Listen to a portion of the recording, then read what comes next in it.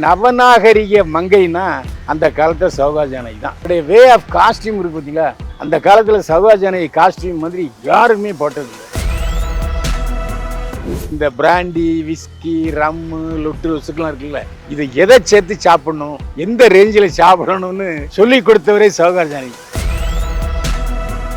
சௌகா ஜானகி ஒரு வேஷம் செஞ்சா அதாவே வாழ்ந்துருவாங்க. வில்லி அவரை மாதிரி ஒரு மிரட்டலான வில்லி பார்க்கவே முடியாது. நடிகைகளுக்குள் நடிப்பு பல்கலைக்கழகம் சௌகா ஜானகி. சௌகா ஜானகியுடைய ஸ்பெஷாலிட்டி என்ன தெரியுமா? இங்கிலீஷ், எந்த நாட்டில் எந்த இங்கிலீஷ் வேணும் அந்த இங்கிலீஷ் பேசுவார். கார் பேட்டா வாங்காத, சொந்த காருக்கு பெட்ரோல் பேட்டா வாங்காத ஒரே நடிகை யாருன்னா சௌகா ஜானகி தான். எல்லா நடிகர்களுடனும் நடித்த பெருமை சௌகா ஜானகிக்கு உண்டு.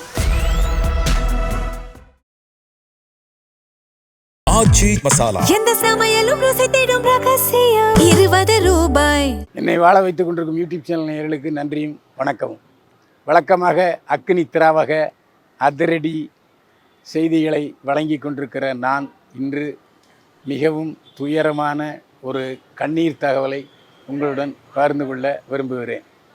96 வயதான நடிகை சௌகா ஜானகி இன்று இறைவனடி நிழலில் இளைப்பாற சென்று விட்டார். மிகப்பெரிய இழப்பு. ஆனால் அவருக்கு ஒரு நல்ல சாவு. ஏனென்றால் கஷ்டப்படலை, அதிக நாட்கள் மருத்துவமனையில் இருக்கலை.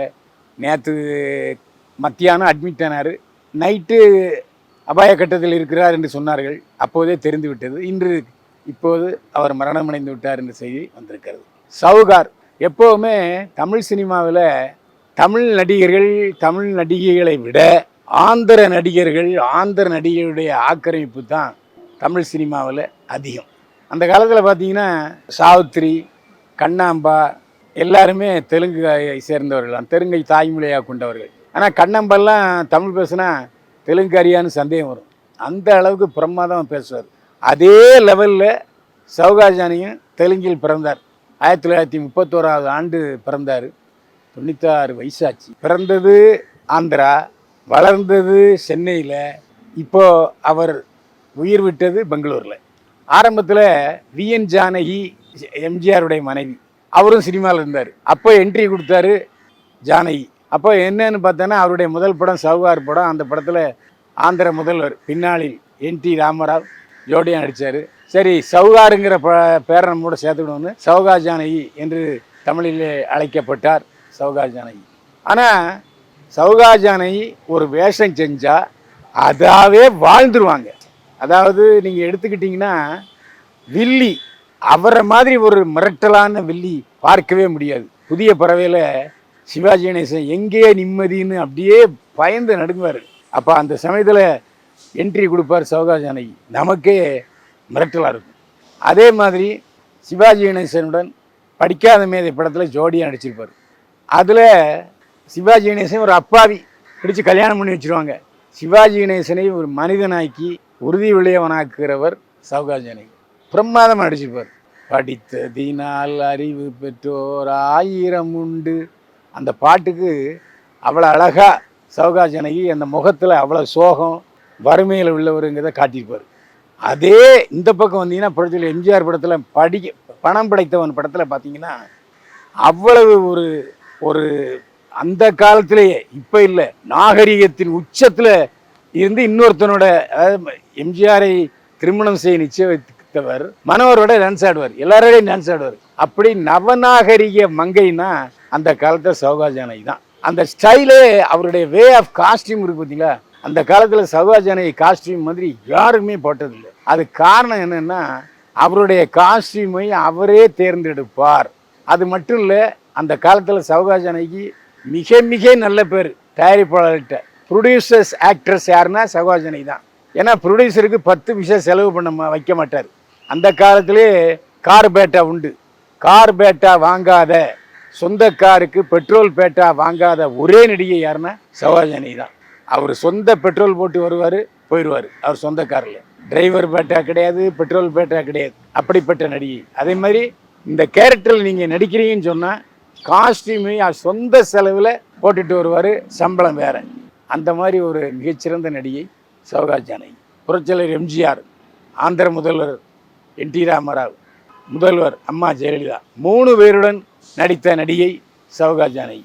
அவர் எந்த வேடம் ஏற்றாலும், இப்போ அன்னை படத்தில் பார்த்தீங்கன்னா நடிப்பு அரைக்கி பானுமதி, பானுமதிக்கும் சௌகா ஜானகிக்கும் போட்டி வரும். பானுமதி அக்கா, சௌகா ஜானகி தங்கச்சி, தங்கச்சியுடைய மகனை தத்தெடுப்பார் குழந்தை இல்லாத பானுமதி. அந்த கட்டத்தில் அப்படி அந்த அம்மாவும் பாசம், தாய்ப்பாசம், இந்த அம்மாவும் தாய்ப்பாசம், பிரமாதம் அப்படி இருப்பாங்க. ஏஎம்ல அந்த காலத்தில் கதாநாயகன் இல்லாமல் 2 கதாநாயகிகளை வைத்து வெள்ளி விழா கண்ட படம் அன்னை. அந்த மாதிரி அதே மாதிரி பல நடிகர்கள் சொந்த படம் எடுத்து பங்களா விற்றுருப்பாங்க, நடுத்தரு வந்திருப்பாங்க. அதிலும் கெட்டிக்காரி கொடுத்து வைத்தவர் யாருன்னா சௌகா ஜானகி. காவிய தலைவி என்று ஒரு படம் எடுத்தார்.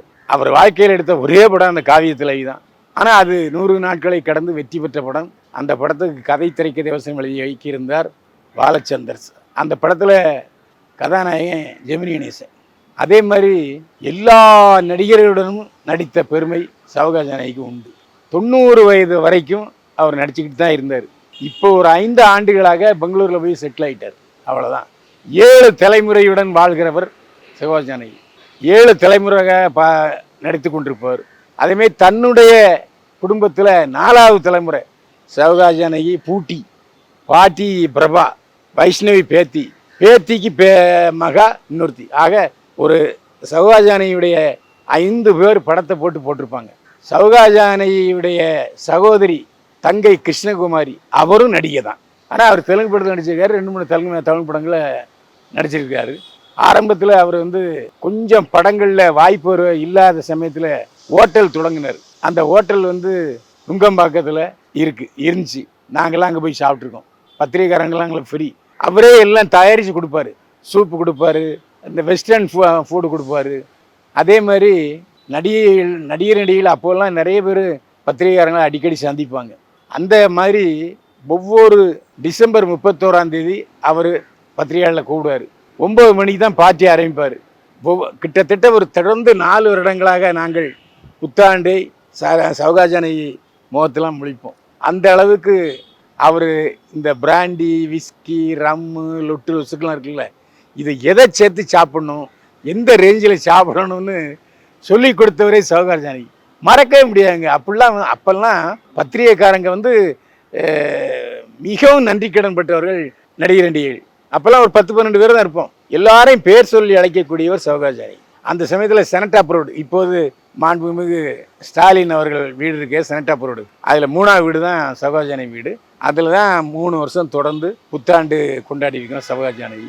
இது இன்னும் பேர், இதில் செஞ்சது இன்னெல்லாம் சொல்கிறவர் சௌகா ஜானகி.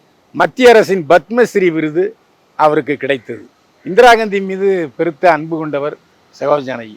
ஆனால் கலைஞரை தெரியும், எம்ஜிஆரை தெரியும், ஜெயலலிதாவை தெரியும். ஆனாலும் அவர் எந்த கட்சியிலும் சேரவில்லை. சௌகா ஜானகியுடைய ஸ்பெஷாலிட்டி என்ன தெரியுமா? இங்கிலீஷ், எந்த நாட்டில் எந்த இங்கிலீஷ் வேணும் அந்த இங்கிலீஷ் பேசுவார்.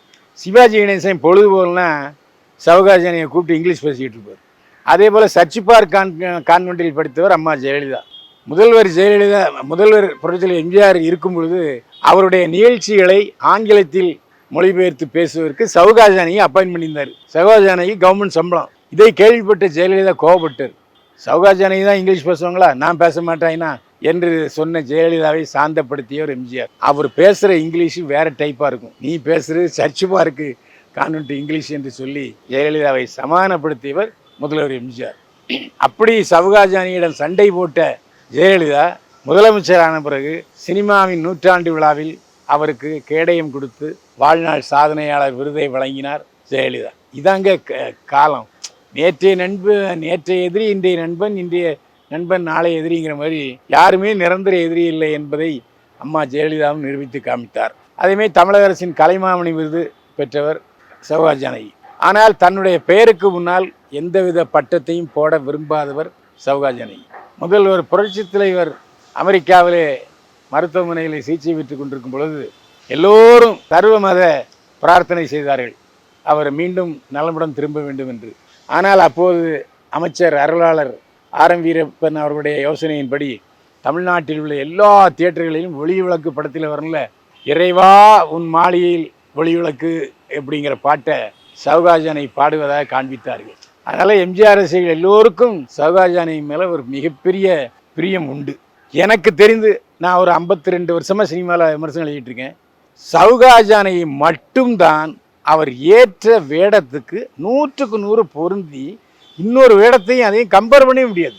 அந்த படத்தில் அப்படியே வாழ்ந்திருப்பார். இப்போல்லாம் நடிகைகள் ஒரே மாதிரி நடிச்சிட்டு இருக்காங்க. வேறு வேறு நடிப்பை அவர்களால் காட்ட முடியவில்லை. அதற்கு காரணம் அவர்களிடம் ஜீன்ஸ் இல்லை, அது ஒரு காரணம். ஆனால் சௌகாஜானகி அப்படி அல்ல. இன்றைய நடிகைகள் சௌகாஜானகியுடைய பழைய படங்களை பார்த்து அவருடைய நடிப்பை புரிந்ததால் நீங்கள் நடிக்க முடியும். அந்த அளவுக்கு நடிப்பு பல்கலைக்கழகம் நடிகர் சிவாஜி கணேசன்னா நடிகைகளுக்குள் நடிப்பு பல்கலைக்கழகம் சௌகாஜானகி. இதில் முக்கியமான விஷயம் என்னென்னா, ஒரு முறை சௌகாஜானகியை எதிர்த்தவர் ஜெயலலிதா. அதற்கு பிறகு முதல்வரானவர் அவரே கேடயமும் கொடுத்தார். சௌகாஜானகிக்கும் ஜெயலலிதாவுக்கும் மிகப்பெரிய சண்டை ஏற்பட்டது எனக்கு தெரியும். அதை எப்படி லாபகமாக எம்ஜிஆர் சமாளித்து சமரசப்படுத்தினார் என்பதும் பலருக்கு தெரியாது, எங்களுக்கு தெரியும். ஏன்னா பத்திரிகாரனா கூப்பிட்டு சொல்லுவார், இதெல்லாம் போடாத இதெல்லாம் செய்திகள் இருந்து. அப்போது எம்ஜிஆர் நேரடியாக என்னிடம் பேசுவதற்கான வாய்ப்பு நிறைய கிடைத்தது. ஏனென்றால் தென்னகம் பத்திரிகையிலே சினிமா ஆசிரியர், நீரோட்டம் பத்திரிகையிலே சினிமா ஆசிரியர், மன்ற முரசிலே சினிமா ஆசிரியர், சமநிதியிலே சினிமா ஆசிரியர். அப்போது அவருடன் நான் நேரடியாக தொடர்பு கொள்ள வேண்டிய சூழ்நிலை இருந்ததால் அவர் நேரடியாக சில விஷயங்களை பேசுவார். சில விஷயங்களை நான் சொல்ல முடியாத அபாக்கியவானாக நான் இருக்கிறேன். ஏன்னா எம்ஜிஆருக்கு நான் ஒரு விசுவாசி. இன்றைய பத்திரிகையாளர்கள் மீடியாக்காரன் எவனும் எம்ஜிஆர் நிழலை கூட பார்க்கல. ஆனால் அவன்லாம் எம்ஜிஆரை பற்றி பேசிக்கிட்டு இருக்கான். ஆனால் நான் எம்ஜிஆர் சோத்தை தின்னவன், எம்ஜிஆரோட பழகியவன், எம்ஜிஆரோடு வாழ்ந்தவன், எம்ஜிஆரோடு உரையாடியவன். ஆனால் என்னை விட அதிகமாக உருட்டு விட்டுறாங்க மீடியாக்காரங்க. ஆனால் அதையெல்லாம் நீங்கள் நம்ப வேண்டும் என்ப அவசியம் இல்லை. சௌகாஜானகியை பொறுத்தவரை ஒரே சௌகாஜானகி தான். இவர் சௌகாஜானகி வாரிசு என்று யாரும் சொல்லக்கூடிய அளவிலே இல்லை. அவருடைய பேத்தி வைஷ்ணவி ஒரு 3 படத்தில் நடித்தார். அதுக்கப்புறம் ரிட்டையர் ஆகிட்டார். புரட்சியாளர் எம்ஜிஆர், டாக்டர் கலைஞர், என்.டி. ராமராவ், ஜெயலலிதா என்று 4 முதல்வர்களுடன் நன்றாக பழகியவர் சௌகாஜானகி. அவருடைய இழப்பு தமிழ் சினிமாவுக்கு பெரிய நட்டம். ஆனால் ஒன்றும் இல்லை, 96 வயசு நல்லபடியாக போய் சேர்ந்திருக்காரு. அவர் என்றும் நம்முடைய அவர் நடித்த படங்கள் மூலமாக வாழ்வார். மீண்டும் சந்திப்போம். வாழ்க வளமுடன். ஆச்சி மசாலா. எந்த சமையலும் ருசி தேடும் ரகசியம். 20 ரூபாய்.